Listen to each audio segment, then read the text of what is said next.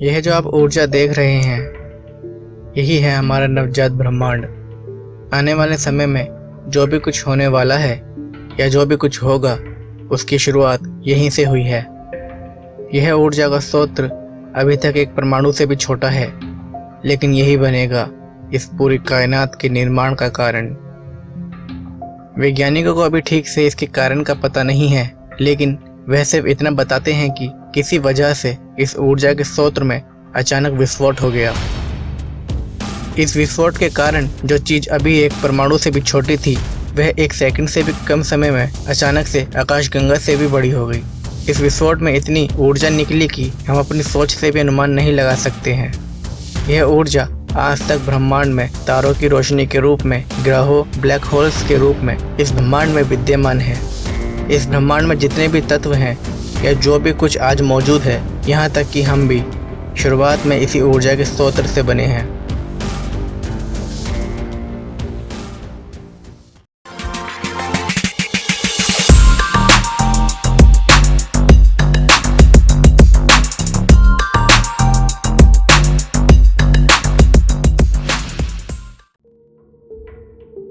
इस विस्फोट के 3,80,000 साल बाद जिस पहले परमाणु का जन्म हुआ, वह था हाइड्रोजन। और यह हाइड्रोजन ही बनेगा इस ब्रह्मांड के निर्माण में सहायक। हाइड्रोजन के इन परमाणुओं में ग्रेविटेशनल फोर्स ने अपना काम करना शुरू कर दिया। इन परमाणुओं को इन्हीं की ग्रेविटी लगातार दबा रही थी। 300 करोड़ साल बाद जब इस ग्रेविटी का दबाव इतना बढ़ गया कि इन परमाणुओं का तापमान 17 लाख डिग्री के आसपास पहुंच गया, तो हाइड्रोजन के परमाणु आपस में टकराने लगे, जिसके कारण एक नया तत्व बना, जो था हीलियम। इस हीलियम से इतनी ऊर्जा निकलने लगी कि पूरे ब्रह्मांड में प्रकाश ही प्रकाश हो गया, और इस तरह हमारे सामने आए तारे। इससे पहले के समय को डार्क एजिस भी कहा जाता है, क्योंकि इससे पहले ब्रह्मांड में केवल अंधेरा ही था। लेकिन अभी ब्रह्मांड में बस तारे ही थे, ग्रहों का निर्माण होना भी बाकी था, और ब्रह्मांड में अभी तक केवल 2 ही तत्व मौजूद थे, हाइड्रोजन और हीलियम। लेकिन इन तारों के अंदर एक जटिल प्रक्रिया चल रही थी, जिसकी वजह से कई और अणुओं का निर्माण होने लगा। यह तारे हाइड्रोजन और हीलियम की सहायता से और नए 25 तत्व बना सकते थे, जैसे हाइड्रोजन से हीलियम बना और हीलियम से लिथियम। इसी तरह कार्बन, ऑक्सीजन, नाइट्रोजन और आयन भी इसी प्रक्रिया में बनने लगे। लेकिन अभी सोना, यूरेनियम और तांबे जैसे भारी तत्व बनने बाकी थे। इसी प्रक्रिया में तारों में कुछ लाख साल बाद भयंकर विस्फोट आरंभ हो गए, और इन विस्फोटों को सुपरनोवा विस्फोट कहा जाता है, जो कि बिग बैंग के धमाके के बाद अब तक के सबसे बड़े विस्फोट थे। यह प्रक्रिया करीब 8 करोड़ साल तक लगातार चलती रही। इस तरह पुराने तारों का अंत हो गया और हमारे सामने आए नए तारे और नए तत्व। फिर 460 करोड़ साल पहले तारों के निर्माण की प्रक्रिया में उस तारे का भी जन्म हुआ, जिसे हम कहते हैं सूरज। सूरज की ग्रेविटेशनल फोर्स के कारण इसके आसपास की गैसों और धूल के बादलों ने सूरज के चक्कर लगाना शुरू कर दिया। इस प्रक्रिया के लगभग 100 करोड़ साल बाद हमारे सामने आने लगे कई ग्रह, जिसमें से सूर्य से तीसरे नंबर पर बन रहा ग्रह था, वह था पृथ्वी। इस समय हमारी पृथ्वी एक गर्म लावे की गेंद की तरह थी, जो लगातार तेज गति से घूमती जा रही थी। इसकी गति इतनी तेज थी कि एक दिन सिर्फ 6 घंटे का हुआ करता था। पृथ्वी के निर्माण में ग्रेविटी ने एक बार फिर अपना काम किया। पिघला हुआ लोहा और निकिल जैसी धातुएं पृथ्वी के केंद्र की ओर जमने लगी, और हल्की चीजें पृथ्वी के बाहरी परत के निर्माण करने लगी। यह केंद्र में जाने वाली पिघली धातुएं पृथ्वी की मैग्नेटिक फील्ड का निर्माण कर रही थीं, और यह मैग्नेटिक फील्ड पृथ्वी के बाहर अंतरिक्ष तक फैल गया। यही मैग्नेटिक फील्ड आज हमें सूर्य की हानिकारक किरणों से बचाता है। 450 करोड़ साल पहले अभी पृथ्वी इस क्रम से गुजर ही रही थी कि एक मंगल ग्रह से भी बढ़ा एक एस्ट्रॉयड पृथ्वी से 40,000 किलोमीटर प्रति घंटे की रफ्तार से टकरा गया। यह एस्ट्रॉयड गर्म लावे से दहक रही पृथ्वी में समा तो गया, लेकिन एक गर्म लावे की बहुत बड़ी फुहार अंतरिक्ष में चली गई, और 1 साल से भी कम समय में यह छोटी सी गेंद के रूप में बदलने लगी और आज हम इस ज्ञान को चांद के नाम से जानते हैं। चांद के आ जाने से पृथ्वी कुछ स्टेबल होने लगी। पृथ्वी की गति में कुछ ठहराव आया था। एस्टेरॉयड की टक्कर की वजह से पृथ्वी थोड़ी सी मुड़ भी गई थी, जिसकी वजह से पृथ्वी पर आज जीवन संभव हो पाया है, क्योंकि इसके कारण पृथ्वी को एक तोहफा मिला और वह है मौसम। लेकिन अभी तक पृथ्वी पर जीवन पनपने जैसी स्थिति बिल्कुल भी नहीं थी। यहाँ गर्म दहकते ज्वालामुखी थे और जमीन पर बहता गर्म लावा। इस गर्म ग्रह पर पानी का भी नामो निशान तक नहीं था। लेकिन यहाँ थी तो बस वायुमंडल में मौजूद गर्म वाष्प, जो वायुमंडल में ऊपर इकट्ठी होती जा रही थी। फिर एक दिन यह वाष्प बारिश का रूप लेकर बरसने लगी।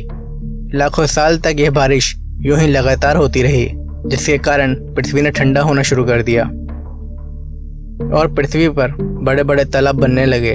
फिर उन्होंने नदियों का रूप लिया और यह नदियां आपस में मिलकर महासागरों का निर्माण करने लगी। इतने सालों में चांद की ग्रेविटी ने पृथ्वी की घूमने की गति को कुछ धीमा किया और अब दिन 24 घंटे के होने लगे थे। 380 करोड़ साल पहले महासागरों में अब शुरू होने लगे थे जीवन के संकेत। महासागरों में हाइड्रोजन, ऑक्सीजन, कार्बन और नाइट्रोजन जैसे तत्वों ने जीवन की उत्पत्ति के लिए समीकरण बनाने शुरू कर दिए थे और इस तरह पानी में सूक्ष्म जीवों की उत्पत्ति होनी शुरू हो गई और इस तरह सागर में बना पहला डीएनए। पृथ्वी के बनने के 7 लाख साल बाद धरती पर इस तरह पहली बार जीवन के संकेत दिखाई देने लगे थे। इस तरह पृथ्वी पर बैक्टीरिया जैसे जीवाणुओं की उत्पत्ति होने लगी। कुछ खास तरह के बैक्टीरिया ने ऑक्सीजन का उत्सर्जन करना शुरू कर दिया, लेकिन महासागरों में आयन की मात्रा ज़्यादा थी और बैक्टीरिया द्वारा बनाए जा रहे ऑक्सीजन के संपर्क में आने से महासागरों में लोहे की मात्रा बढ़ने लगी और यह महासागरों के तल में इकट्ठा होने लगा और हजारों सालों के बाद यह ढेर लौह अयस्क के रूप में बाहर निकलने लगा। जब महासागरों में ऑक्सीजन के संपर्क से आयन की मात्रा लगभग समाप्त हो गई तो यह ऑक्सीजन महासागरों से बाहर निकलकर वायुमंडल में फैलने लगी। अगले 200 करोड़ सालों में पृथ्वी पर जीवन की परिस्थितियां तेजी से पनपने लगी। अब आसमान नीला दिखाई देने लगा था। पृथ्वी पर महाद्वीप उभर कर सामने आने लगे थे। अब पृथ्वी पर ऑक्सीजन का स्तर 13% तक पहुंच गया था। पृथ्वी पर ऑक्सीजन की मात्रा बढ़ने पर महासागरों के जीवों का आकार भी बढ़ने लगा। 50 करोड़ साल पहले महासागरों में पहले हड्डी से निर्मित जीव, जो कि एक तरह की मछली थी, का जन्म हुआ।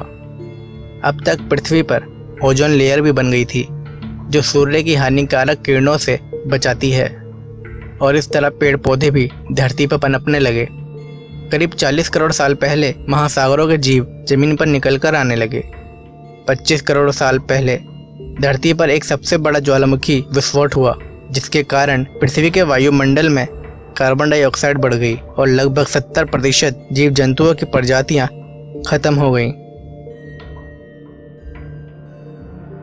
ऐसा भी कहा जाता है कि पृथ्वी पर पिछले 50 करोड़ सालों में ऐसे विनाश 5 बार हो चुके हैं, जिनसे कई प्रजातियां लुप्त हो गईं। इनमें से ऐसे ही एक प्रजाति थी डायनासोर, जिसने 16 करोड़ साल तक धरती पर राज किया था। डायनासोर काल में महाद्वीप एक दूसरे से जुड़े हुए थे, जिसे पैंजिया कहा जाता है। लेकिन इन 16 करोड़ सालों में यह द्वीप एक दूसरे से अलग होने लगे थे और यह डायनासोर अलग अलग महाद्वीपों पर फैल गए। 6 करोड़ साल पहले पृथ्वी से एक एस्टेरॉयड टकराया, जो करीब 10 किलोमीटर चौड़ा था, जिसकी वजह से धरती पर मौजूद 25 किलोग्राम वजन से भारी हर जीव मारा गया।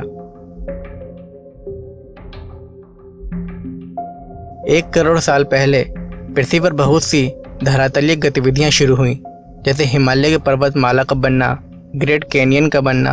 अब पृथ्वी पर बड़े बड़े जंगल और घास के मैदानी इलाके बन चुके थे।